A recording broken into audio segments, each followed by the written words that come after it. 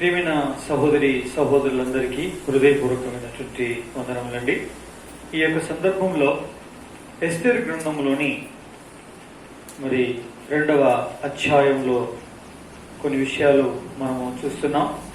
ఇప్పుడు 9వ వచనాన్ని మనందరం కలిసి చదువుకుందాం. ఎస్తేరు గ్రంథం 2వ అధ్యాయం 9వ వచనం. చదువచ్చిన వాళ్ళందరూ కూడా బైబిల్ తీసి నాతో పాటు కలిసి చదవండి. చాలామంది బైబిల్ను పేరుకు మాత్రము పట్టుకుంటారు, పెట్టుకుంటారు. ఆదివారం నాడు దాన్ని కేవలం తీసుకురావడానికి తీసుకొచ్చి ఆ తర్వాత తీసుకుపోయి అల్మారీలో మంచి చక్కటి అలంకరింపబడిన అద్దాల అల్మారీలో పెట్టి మళ్ళీ ఆదివారం నాడు వచ్చిన నాడే దుమ్ము దులుపు తీసుకొని వస్తూ ఉంటారు. అది మంచి పద్ధతి కాదు. దేవుని యొక్క వాక్యాన్ని అనుదినం చదువుకోవాలి. ఈ రీతిగా దేవుని యొక్క వాక్యమును ఉదయ సాయంకాల వేళల్లో దేవుని వాక్యాన్ని ధ్యానించుకోవడం అలవాటు చేసుకోవాలి. అది మనకు ఆశీర్వాదం. ఎస్తేరు గ్రంథం 2వ అధ్యాయం 9వ వచనం. ఆ చిన్నది అతని దృష్టికి ఇంపైనది కనుక ఆమె అతని వలన దయ పొందెను. కాబట్టి ఆమె పరిమళ క్రియల కొరకైన వస్తువులను, ఆమెకు కావలసిన భోజన పదార్థములను, రాజు ఇంటిలో నుండి ఆమెకి ఎదిగిన 7 ఆడపిల్లలను అతడు ఆమెకు త్వరగా ఏర్పరిచి ఆమెను ఆమె చెలికత్తున అంతఃపురములో అతి శ్రేష్టమైన స్థలం అందుంచెను. గమనించండి, చదవబడిన ఈ లేఖన భాగములను ప్రభు దీవించి మన ఆధ్యాత్మికమైనటువంటి ఆశీర్వాదం కొరకు ఆయన విరిచి మనకు అనుగ్రహించునుగాక. గమనించండి, ఇప్పుడు మనం యోచించాల్సిన విషయం ఏంటంటే, వీళ్ళరా ఇక్కడ అహశ్వరోస్ అనేటువంటి రాజు మొదటి భార్య అయిన వస్తి కోల్పోయాడు, తృణీకరింపబడింది. ఆమెకు బదులుగా ఇంకొక రాణిని ఏర్పాటు చేయాలని తీర్మానం చేయనేది. అందుకోసమని ఆ సంస్థ అన్నిట్లలో ఉండే సౌందర్యవతులైనటువంటి కన్యకులైన వారిని శూషను కోటలో సమకూర్చడం జరిగినప్పుడు వీళ్ళరా ఒకానొక దినం ఆమె అంటే ఎవరి ఎందైతే కనుపరచబడినప్పుడు ఆయన ఇష్టపడతాడో ఆమె వస్తికి బదులుగా రాణిగా చేయనైనది అని తీర్మానం చేయబడగా ఇప్పుడు అందరూ అంతఃపురంలో చేర్చబడ్డారు. ఇప్పుడు 9వ వచనంలో ఏమైందంటే, ఆ చిన్నది అంటే ఎస్తేరు అనే చిన్నది ఆయన దృష్టికి ఇంపైనదిగా కనిపించింది. అందుకే ఆమె దయ పొందినదైనది. నా ప్రియమైనటువంటి వాళ్ళరా, అక్కడి నుంచి మరి అందరి వలని సౌందర్యవతులైన కన్యకులైనటువంటి వారందరికీ ఈ ప్రకారమైనటువంటి ఏర్పాట్లు చేయడం జరిగింది. అందులో ఏమీ మరీ ఇష్టమైనది కాబట్టి వీళ్ళరా ఆమె కొరకు వసతులు ఏర్పాటు చేయబడ్డాయి. ఎందుకొరకు అంటే, ఒకానొక దినం ఈమె అహశ్వరోస్ అనే రాజు యొక్క సముఖంలో కనుపరచబడాలి. అప్పుడు ఆయనకు ఇష్టం పుట్టాలి మీద. అప్పుడు ఎవరి ఎంత ఇష్టం పుడుతుందో వారు రాణి అవుతారు. అదే రీతిగా వీళ్ళరా ప్రభు యేసుక్రీస్తు ప్రభువారు మనల్ని సమకూర్చి సంఘముగా శూషను కోటను అంతఃపురం అనే సంఘములో మనల్ని సమకూర్చి మనల్ని ఆయన పోషిస్తున్నాడు. ఎందుకో తెలుసా? ఒకానొక దినం ఈ లోకం మనం వదిలిపెట్టినా లేక ప్రభు ఈ లోకంలోనికి వచ్చినా మనల్ని చూసినప్పుడు ఆయనకు మన యందు ఇష్టం పుట్టాలి. ఎవరి యందు ఆయనకు ఇష్టం పుడుతుందో వాళ్ళను ఆయన వరిస్తాడు. నిత్యము ఆయన వారితో నివసిస్తాడు. సదాకాలం ఆయనతో కూడా మనం ఉంటాం పిల్లరా. ఇది అందుకొరకై ఇక్కడ కన్యకలు ఎలా సిద్ధపరచబడుచున్నారో, ఎస్తేరు అనేటువంటి ఈమె ఎలా సిద్ధపరచబడుతుందో అలాగుననే తన స్వరక్తమిచ్చి సంపాదించిన సంఘములో చేర్చిన మనెల్లరినీ ఆయన మనం సిద్ధపడడం కొరకు ఏర్పాటు చేసిన వసతులు ఇవన్నీ. నా ప్రియమైన వాళ్ళారా, ఇక్కడ ఎస్తేరు గ్రంథం 2వ అధ్యాయం 9వ వచనంలో గమనించండి. కాబట్టి ఆమె పరిమళ క్రియల కొరకైన వస్తువులను ఆమెకు ఇవ్వబడ్డాయి. పరిమళ క్రియల కొరకైన వస్తువులు ఇవ్వబడ్డాయి. ఎందుకు అంటే పరిమళ క్రియల కొరకైనటువంటి వస్తువులు అన్నప్పుడు వీళ్ళ స్నానం చేసిన తర్వాత ఓ గంటకైనా సరే, గంటన్నరకైనా సరే, వీళ్ళ దినమంతా కూడా అట్టి వాసనే వచ్చేటువంటి ఎన్నో పరిమళాలను మీద జల్లే సోప్స్ ఇప్పుడు వచ్చినాయి. స్నానం చేసిన తర్వాత బాడీ స్ప్రేస్ వచ్చాయి. వీళ్ళగా ఇంకా రకరకాలైనటువంటి పెర్ఫ్యూమ్స్ అన్ని కూడా వచ్చినాయి. ఎవరికి తగినటువంటి వారికి సువాసన వెదజల్లేటువంటి ఎన్నెన్నో రకాలైనటువంటి సుగంధములు వెదజల్లేటువంటివి ఎన్నో వచ్చాయి. వీటన్నిటి చేత కావలసిన ఈ యొక్క సుగంధ లేక పరిమళ సువాసన కొరకై పరిమళ క్రియల కొరకు ఏర్పాటు చేసినటువంటి ఈ వస్తువులను వీళ్ళగా ఈమెకి ఏర్పాటు చేయడం జరిగింది. వాటితో ఆమె సిద్ధపడాలి. ఇది మరి ఎస్తేరును తనతో పాటు తీసుకురాబడిన కన్యకలందరికీ ఏర్పాటు చేసినటువంటి ఈ యొక్క పరిమళ క్రియల కొరకైనటువంటి సుగంధ ద్రవ్యాలు, వస్తువులు పీలారా. అయితే మన ప్రియ ప్రభు మన సంఘములో సమకూర్చి మనకు ఏం ఏర్పాటు చేశాడు? అవును, ఆయన వచ్చినప్పుడు మన యందు ఇష్టపడు నిమిత్తం ఆయన మన కొరకు కూడా ఏం ఏర్పాటు చేశాడంటే సుగంధ ద్రవ్యములను ఏర్పాటు చేశాడు. ఏంటివా సుగంధ ద్రవ్యములు? ఆ పరిమళ వాసన వెదజల్లేటువంటి ఆ వస్తువులు ఏమిటివి అని మనం చూస్తే పిల్లగా గమనించండి. కీర్తన గ్రంథము 45వ అధ్యాయము 45వ అధ్యాయంలో 8వ వచనాన్ని కలిసి చదువుకుందాం. నీ వస్త్రములెల్లా గోపరస వాసనే, అగరు వాసనే, లవంగి పట్టా వాసనే. దంతముతో కట్టిన నగరులలో తంతి వాద్యములు నిన్ను సంతోషపెట్టుచున్నవి. ఇక్కడ 8వ వచనంలో రాయబడింది, వస్త్రములెల్లా గోపరస వాసన, అగరు వాసనే, లవంగి పట్టా వాసనే. ఇక్కడ ఒక 3 సుగంధ ద్రవ్యములు ఉన్నవి. గమనించండి. ఈ 3 సుగంధ ద్రవ్యములు యొక్క వాసన ఆ వస్త్రముల మీద వచ్చుచున్నట్లు ఇక్కడ రాయబడింది. నా ప్రియ సహోదరి సహోదరులారా, మన కొరకు మన యొక్క సిద్ధపాటు నిమిత్తం ప్రభు ఏర్పాటు చేసిన సుగంధ ద్రవ్యాలలో, పరిమళ ద్రవ్యపు వస్తువులలో ఈ 3 యొక్క వాటి చేత మనం సిద్ధపడవలసిన వారమై ఉన్నాం. అంటే ఇవి అక్షరానుసారమైనవి. ఇవి వేటి గురించి మాట్లాడుతున్నాయి? ఆ ఆత్మీయమైనటువంటి అర్థములతో కూడినటువంటి వర్తమానము చేత, అట్టి వాటి లక్షణాల చేత మనం సిద్ధపడవలసిన వారమై ఉన్నాం. గమనించండి. మొదటిది గోపరస వాసనే. గోపరస వాసన అంటే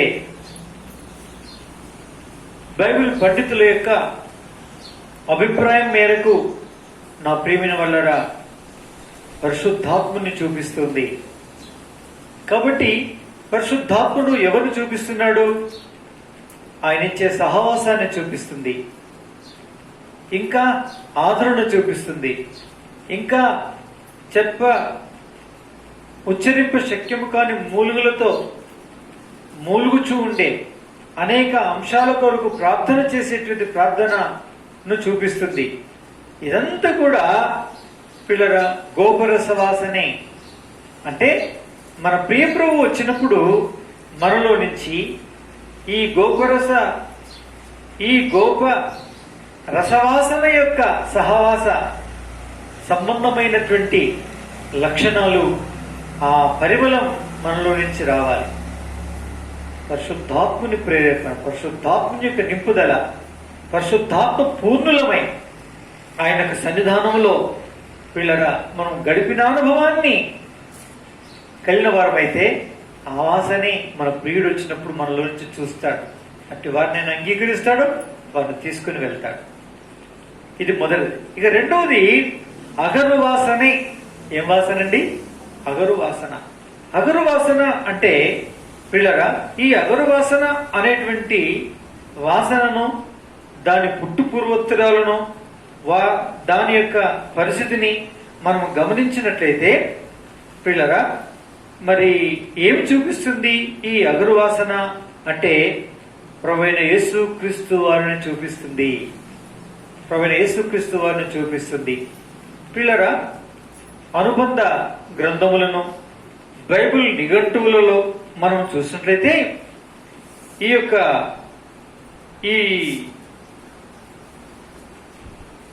అగరు వాసన, అగరు అనేటువంటిది ముసాంబరముగా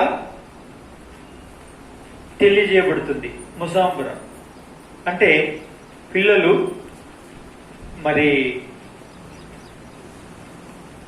పుట్టినప్పుడు, నా చిన్నగా ఉండేటప్పుడైతే పడిగడుపున మొట్టమొదలు అది కషికలో పెట్టబడి ఉంటుంది. దాంట్లో శనివాలను వెతికి అలా రంగలించి, ముసాంబరాన్ని అలా రంగలించి ఆ యొక్క పాలను పిల్లవాళ్ళకి మొట్టమొదలు తాగిపించేవారు. దీన్ని ముసాంబరం అంటారు. ఇది చేయటం అనేటువంటిది పూర్వకాలమందు, నా చిన్నప్పుడు ఈ విధమైనటువంటి ఇది తప్పనిసరిగా చిన్నపిల్లలకి మొట్టమొదలు ముసాంబరమును రంగలించి నోట్లో పోసేవారు. అది బహు చేదుగాను చాలా బాధగాను ఉంటుంది. అయితే మొత్తం మీద అది తప్పనిసరిగా చేసేవారు. కారణం ఏంటంటే అది మంచిగా అరగడానికి, లోపల నట్టలు, గట్ర, క్రిములు, అనారోగ్యాన్ని కలిగించేటువంటి క్రిములను చంపడానికి ఉపయోగపడుతుంది అన్నటువంటి ఉద్దేశం చేత ఈ ముసాంబరాన్ని వీళ్ళ కలిపి పోసేటువంటి వారు. అయితే గమనించండి, ఇక్కడ అగరు వాసనే అనేటువంటి ఈ అగరు వాసన దేన్ని చూపిస్తుంది అంటే క్రీస్తు యేసు ప్రభువారిని చూపిస్తుంది. ఎందుకు యేసుక్రీస్తు ప్రభువారిని చూపిస్తుంది అనే దాన్ని చూస్తే ఈ ముసాంబరం యొక్క లక్షణములు అన్ని కూడా యేసుక్రీస్తు ప్రభువారితో ఎందుకు పోల్చదగినది అంటే యేసుక్రీస్తు ప్రభువారి యొక్క అనుభవాలు, జీవితం, ఆయన శ్రమానుభవాలన్నింటినీ కూడా ఆయన జీవిత కాలం అంతట్లో, శరీరధారిగా ఈ భూలోకంలో ఉండిన కాలమంతట్లో ఆయన ఎల్లదీసిన జీవితమంతటి చూస్తే ఈ ముసాంబరం యొక్క లక్షణాలకు అతి సమీపమైనటువంటి జీవితము కలిగిన వారు. గమనించండి. అయితే నా ప్రియమైనటువంటి వాళ్ళరా, ఈ యొక్క ముసాంబరము చేత అనగా అగరు వాసన చేత, అగరు చేత మన ప్రియ ప్రభు వచ్చేటంత వరకు మనము సిద్ధపడవలసిన వారమైనాం. అందుకే ప్రియమైనటువంటి వాళ్ళరా, యేసుక్రీస్తు ప్రభు వారి యొక్క జీవితాన్ని మనం చూస్తే ఆ జీవిత సారాంశం అంతా కూడా దేంట్లో రాయబడింది, ఏమని రాయబడింది అని మనము గమనిస్తే హెబ్రీయులకు రాసిన పత్రికలో ఒక మాట ఉంది. అదేమిటి చూడండి. హెబ్రీయులకు రాసిన పత్రిక 5వ అధ్యాయము 7వ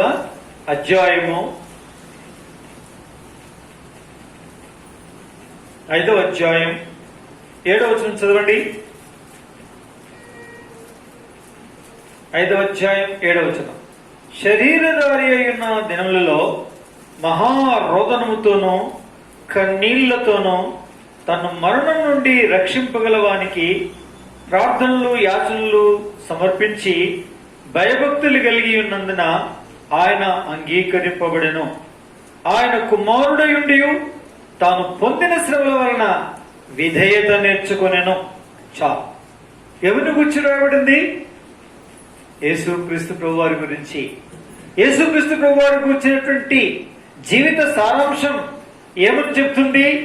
ప్రియమైన వాళ్ళారా, శరీరధారి అయిన దినములలో మహారోదనము కన్నీళ్లు బహు భయంకరమైనటువంటి శ్రమలు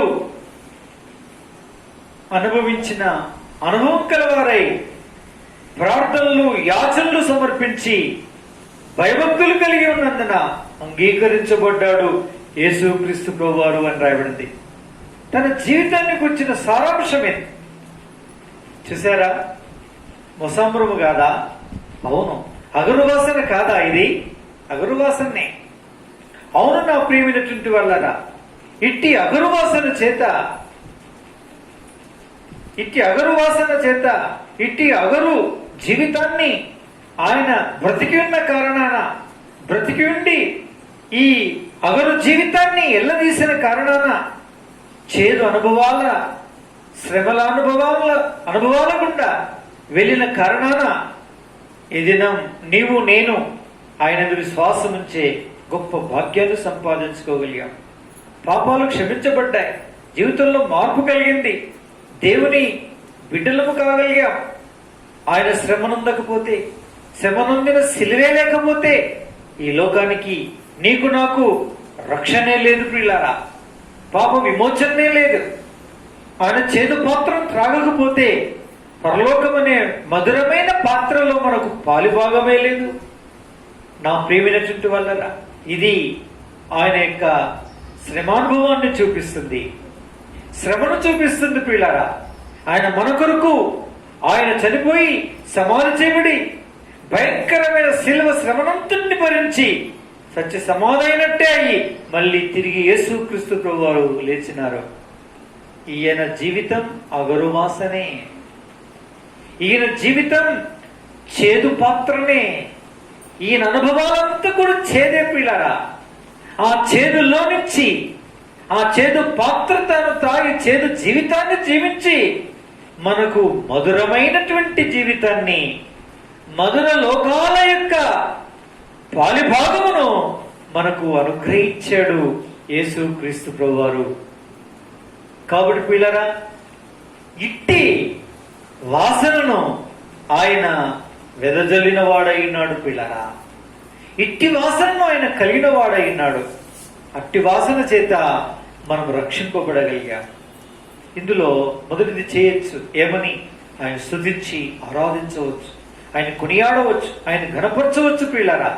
ఎందుకు ఆయన కొనియాడవచ్చు, ఘనపరచవచ్చు? నా ప్రియమైనటువంటి వాళ్ళారా, ఆయన మన కొరకు శ్రమ ఎంది ఉన్నాడు కాబట్టి, ఆ శ్రమ నొందిన కారణాన మనకు అనుగ్రహించబడిన పరలోక భాగ్యం అబ్బింది కాబట్టి మనం ఆయన స్తుతించి ఏం చేయవచ్చు? ఆరాధన చేయవచ్చు. ఆయన అగరు వాసన.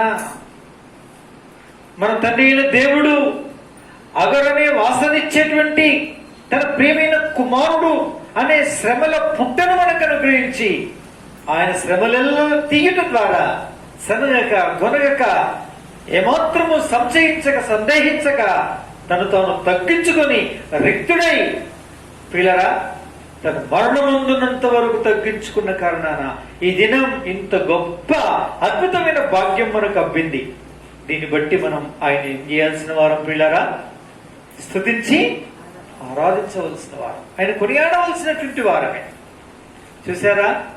అయితే ఇదే వాసన ఎవరిలో వస్తే ఆయన వచ్చినప్పుడు అంగీకరించబడతామో, మనలో, మన జీవితంలో, మన బ్రతుకంతట్లో కూడా ఎవరి జీవితంలో అయితే ఈ అగరు వాసన వస్తుందో, ఈ చేదు వాసన, ఈ చేదు అనుభవాన్ని కలిగినటువంటి వారుగా ఉంటారో, ఎవరింటి చేదు జీవితాన్ని జీవించేవారై ఉంటారో అట్టివారు ఆయన వచ్చినప్పుడు ఇట్టి వాసన ఎవరిలో నుంచి వచ్చుట ఆయన చూస్తాడో, ఎవరిలో నుంచి వచ్చుట ఆయన చూస్తాడో పిల్లరా, వారిని ఆయన స్వీకరిస్తాడు. మెచ్చి ఆయన ఇష్టపడతాడు. మెచ్చి ఎవరి ఎంత ఇష్టపడతాడో వారిని తీసుకుని వెళ్తాడు పిల్లరా. చూసారా? అందుకే అపోస్తలుడైన పౌలు భక్తుడు ఏమన్నాడో తెలుసండి? అపోస్తల కార్యముల్లో అపోస్తలులు ఏమన్నారు? పౌలు అంటే పౌలని కాదండి, అపోస్తలుడు ఏమన్నారు చూడండి. అపోస్తలులు ఏమన్నారు? అపోస్తల కార్యముల్లో ఏం రాయబడింది దేవుని యొక్క వాక్యములో? ప్రియమైన వాళ్ళారా, అపోస్తల కార్యములు 14వ అధ్యాయం 22వ వచనం ఒకరు చదివి సహాయం చేయండి. శిష్యుల మనసులను దృఢపరిచి విశ్వాసమందు నిలకడగా ఉండవలననియు అనేక శ్రమలను అనుభవించి మనము దేవుని రాజ్యములో ప్రవేశింపవలననియు వారిని హెచ్చరించిరి. చూసారా? ఏం రాయబడిందో తెలుసా?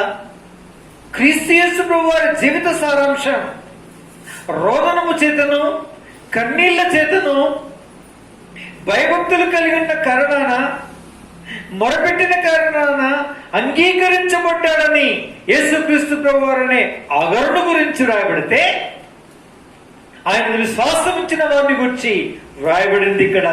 అదేంటో తెలుసా? 14:22లో అనేక శ్రమలను అనుభవించి మనము దేవుని రాజ్యములో ప్రవేశింపవల్లని వారిని హెచ్చరించిరి. నా ప్రియ సోదరి సోదరులారా, దేవుని యొక్క వాక్యం ఎంత స్పష్టంగా మనతో మాట్లాడుతున్నదైనది, ఎంత స్పష్టంగా మాట్లాడుతుంది. ఏమంటుంది అంటే, మనము కూడా అనేక శ్రమలను అనుభవించి, అంటే అనేక చేదు పాత్రలను త్రాగి, అనేక చేదు పాత్రలలో పాలు పొంది, అనేక నిందల్లో, అవమానాల్లో, కష్టాల్లో, నష్టాల్లో, వ్యాధుల్లో, బాధల్లో, ప్రమాదాల్లో, ఇరుకుల్లో, ఇబ్బందుల్లో, కొరతల్లో, రకరకాలైనటువంటి వాటి గుండా మనం వెళ్ళి పాలు పుచ్చుకొని నట్లయితే మనం దేవుని రాజ్యంలో ప్రవేశించదము అని రాయబడింది. చూసారా? నా ప్రియ సహోదరి సహోదరులారా, మనం ఎవరమో, మనలో కూడా రావాల్సినటువంటి వాసన ఏంటో చూసారా? అందుకే చెప్పాడు. ఎవరు చెప్పారు? అపోస్తలుడైనటువంటి పౌలు చెప్పాడు. ఆయన అగరు వాసన కలిగిన వాడు. ఆయన విశ్వాసం ఉంచిన వారందరిలో నుంచి కూడా ఏం వాసన రావాలి? అగరు వాసనే రావాలి. అగరు వాసనే రావాలి. శ్రమల వాసనే రావాలి. కన్నీరు, దుఃఖం, రోదన అనే మొరలు పెట్టేటువంటి వాసనే రావాలి. ఆ వాసన ఎవరిలో వస్తుందో ఆయన వచ్చినప్పుడు వారినే ఆయన ఆకర్షిస్తాడు. వారే ఆయనతో పాటు మేఘాల మీద కొనిపోబడి ఆయన అంతఃపురంలో మనం ఏం చేస్తాడండి? చేర్చుకొని ఆయన మనతో కాపురం ఉంటాడు. మనం ఆయనతో వాసం చేస్తాం. ఆ నిత్యరాజ్యంలో సదాకాలం ఉంటాం పిల్లారా. ఇది అద్భుతమైన ఆశీర్వాదకరమైనటువంటి క్రైస్తవ జీవితం పిల్లారా. ఈ వాసన ఎవరిలో వస్తుందో వారు ధన్యులు, వారు భాగ్యవంతులు. నా ప్రియమైనటువంటి వాళ్ళరా, అవును, నీవు కూడా ఇట్టి వాసన గుండా తీసుకుని వెళ్తున్నావా? ఇట్టి వాసన నీలో గుండా కూడా వస్తూ ఉందా? నా ప్రియ సహోదరి సహోదరుడా, అయినట్టయితే ధన్యురాలవు. అందుకే అహష్వరోష్ అనే రాజు తను వరించబోయేటువంటి కన్యకల్లో ఎవరిని వరించబోతున్నాడో, వరించబోయబోయేటువంటి వారి కొరకు ఆయన వారందరికీ ఏర్పాటు చేసినటువంటి ఏర్పాట్లలో ఒక ఏర్పాటు ఏమిటి అంటే, ఈ 9వ వచనంలో పరిమళ క్రియల కొరకైనటువంటి వస్తువులను ఏర్పాటు చేశాడు. ఆ వస్తువుల్లో అగరుని ఏర్పాటు చేశాడు. మన పరలోకము విభుడు మీ కొరకు అగరుని ఏర్పాటు చేశానంటున్నాడు యేసు ప్రభువారు. ఏంటిది ప్రభువా అనంటే, అగరంటే అగరు కాదు. అగరు ఆత్మీయంగా దేని గురించి మాట్లాడుతుందో దాన్ని మీకు ఏర్పాటు చేసిన. మనుషులు శ్రమానుభవంకే పుట్టుచున్నారు. నిప్పు రవ్వలు పైకెగురున్నట్లు మనుషులు శ్రమానుభవం కొరకే ఈ భూలోకంలో పుట్టుచున్నారు అంటాడు యోబు గ్రంథంలో. చూసారా, ఎందుకొరకు మనుషులను పుట్టామట? శ్రమానుభవం కొరకే. మన ప్రభు ఎందుకొరకు పుట్టాడంట? శ్రమ అనుభవించడానికే. మనల్ని ఎందుకు రక్షించాడట? శ్రమలు అనుభవించడానికే. ఇట్లా అనుభవించి ఇట్టి వాసన వచ్చిన దినాన ఆయన వచ్చినప్పుడు మనల్ని పరమరాజ్యంలో ఏం చేసుకుంటాడు? ఆయన అంతఃపురంలో చేర్చుకుంటాడు. ఈ వాసన రావాలి మన జీవితంలో. మనం చాలాసార్లు నిరాశపడుతూ ఉంటాం. ఎలా నిరాశపడతాం? ఏ విధంగా నిరాశపడతాం? నా బతికింతేనా? నా జీవితం ఇంతేనా? అయ్యో నా బ్రతికింతే, నా జీవితం ఇంతే, ఎప్పుడు ఇవే కష్టాలా, ఎప్పుడు ఇవే బాధలా, ఎప్పుడు ఇవే వేదనలా, ఎప్పుడు ఈ నిందలేనా, ఈ అవమానాలేనా, ఈ భయంకరమైన కష్టాలేనా, ఈ రోగాలేనా, ఈ నొప్పులేనా, అయ్యో ఇవన్నీ ఎన్నడూ తీరిపోతాయి అని మనం చాలాసార్లు బాధపడుతూ ఉంటాం. కానీ ప్రభు అంటాడు, ఇవే నీలో రావాల్సిన అగరు వాసన. నేను వచ్చినప్పుడు అప్పుడే ఇవి నన్ను నీలో ఉండటం ద్వారా ఆకర్షిస్తాయి. కాబట్టి నిన్ను తీసుకుని వెళ్తాను నేను. కుమారుడా, కుమారి, నిరాశపడద్దు, విసుగొద్దు, విరక్తి చెందొద్దు అని ప్రభు మనతో ఏం చేస్తున్నాడండి? మాట్లాడుతున్నాడు. కాబట్టి పిల్లరా, మన ప్రభు శ్రమలోనే పాత్ర త్రాగినాడు. అందుకే రక్షణ అనుగ్రహించబడింది. అట్టి శ్రమలనే పాత్రని త్రాగుతూ మన జీవితం వెలదీయవలసిన వారమే ఉన్నాం. అందుకే ప్రభు వచ్చినప్పుడు, ఈ వాసన వచ్చినప్పుడు మనల్ని తీసుకుని ఆయన పరమ గృహంలో ఏం చేసుకుంటాడు? చేర్చుకుంటాడు. ధన్యులం కదండి. అందుకే ప్రభు మనని మనం మొట్టమొదటి ప్రతిష్ఠించుకుందాం.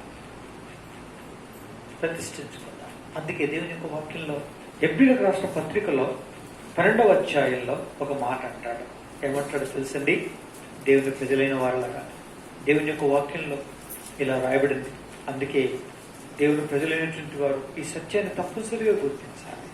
12వ అధ్యాయం చూడండి, 7వ వచనం లేక 5, 6 వచనాలు. నా కుమారుడా, ప్రభు చేయ శిక్షను తృణీకరించకు, ఆయనను గద్దించినప్పుడు విసుగకు. ప్రభువు తాను ప్రేమించు వారిని శిక్షించి తను స్వీకరించు ప్రతి కుమారుడిని దండించను అని కుమారుడితో సంభాషించినట్లు మీతో సంభాషించు ఆయన హెచ్చరికను మర్చితిరా? మర్చిపోతారు. కుమారుడు తండ్రి శిక్షింపని కుమారుడు భూలోకంలో ఎవరు కూడా లేరు. అలాగనే అందుకే ఆయన చేసే శిక్షను తృణీకరించద్దు. ఆయన గద్దింపును విని మనం ఏం చేయొద్దు? విసుగొద్దు, సంతోషంగా స్వీకరించాలి. ఇదే అగరు వాసన. ఈ అగరు వాసనే ప్రభు వచ్చినప్పుడు మనలో నుంచి బయలుదేరాలి. ఆ వాసన చేత పిల్లరా మనం ఏం చేయబడతాం చెప్పండి? నా ప్రేమైనటువంటి వాళ్ళరా అంగీకరించబడతాం. పరలోక రాజ్యంలో మనం అంగీకరించబడతాం. అందుకే దేవుని ప్రజలమైనటువంటి మనం ఆయనను ఈ యొక్క అగరు వాసన వెదజల్లే ఈ పరిమళ ద్రవ్యాన్ని, వస్తువును మనకు ఇచ్చినందుకు స్తుతించి ఏం చేస్తాం? ఆరాధిస్తాం. ఒకవేళ లేకపోతే, విసిగి ఉంటే, విరక్తి చెందింటే, సనుగునుంటే, గనుకునుంటే, నాకేనా ఈ కష్టాలు, నాకేనా ఈ బాధలు, ఇలాంటి బతికేదానికి సచ్చింది మేలని సాగుగోరి అనుమతించిన దేవుని దూషించే విధానంలో ఒకవేళ నీవు ఉంటే అది నీకు సబబైనటువంటిది కాదు. దేవుని బిడ్డలకు లోనించి రావాల్సిన వాసనది కాదు, అది దుర్వాసన. వద్దన్నది దుర్వాసన, శ్రమలు కావాలన్నది సువాసన. ఇదే అగరు జీవితం. అందుకు ప్రతిష్ఠించుకుందాం. ఇటు దైవవాక్యాన్ని దేవుడు దీవించి ఆశీర్వదించనుగాక. మోకరించండి, చిన్న ప్రార్థన చేసుకుందాం. మోకరించండి, ప్రార్థన చేసుకోండి. ప్రియమైన పరలోకపు తండ్రి, పరిశుద్ధమైన దేవ, హృదయపూర్వకమైన స్తోత్రములతో రాగలే కృపా భాగ్యం ఇచ్చారు. మీ ప్రశస్తమైనటువంటి వాక్యాన్ని బట్టి మిమ్మల్ని ఆరాధిస్తున్నాం, మిమ్మల్ని కొనియాడుతున్నాం. అవును తండ్రి, ఆశ్వరుస్ ఏర్పాటు చేసినట్టే పరలోక వీడోవైన నీవు మా కొరకు పరిమళ వస్తువులను ఈ భూలోకంలో మా అందుబాటులో ఉంచారు. మొదటిది పరిశుద్ధాత్మని మీరు మా కొరకు ఇచ్చారు. రెండవది అగరు అనేటువంటి వస్తువును అనగా క్రీస్తు యేసు ప్రభు వారిని మాకు అనుగ్రహించారు. అందుకే గొప్ప రక్షణ కలిగింది. దేవా, అదే విధానపు వాసన మాలో కూడా రావాలని మమ్మల్ని నానా రకాల ఇబ్బందులు గుండా, అగ్ని లాంటి పరీక్షలు కూడా తీసుకుని వెళ్ళి నశించిపోయే శుద్ధ సువర్ణం అగ్ని చేత శుద్ధీకరించినట్లు మా విశ్వాసం, అంతకంటే అమూల్యమైన మా విశ్వాసంను శుద్ధి చేయడానికి అనుమతిస్తున్న అగ్ని లాంటి పరీక్షలు కొరుకుస్తున్నాం. మిమ్మల్ని పూజిస్తున్నాం దేవా, మిమ్మల్ని కొనియాడుతున్నాం. ఎవరు మా జీవితంలో ఆయా సమయాలు తృణీకరించి కాదని కాలతని తృణీకరించాము, సరిగి గొనిగి మీకు వ్యతిరేకంగా మాట్లాడాను. అక్కడెల్లా క్షమాపణ కోరుకున్నాం. మీ కృపా సహాయమును అర్థిస్తూ యేసు నామములో ప్రార్థించి సమర్పిస్తున్నాం తండ్రి. అలాగే ఉండండి.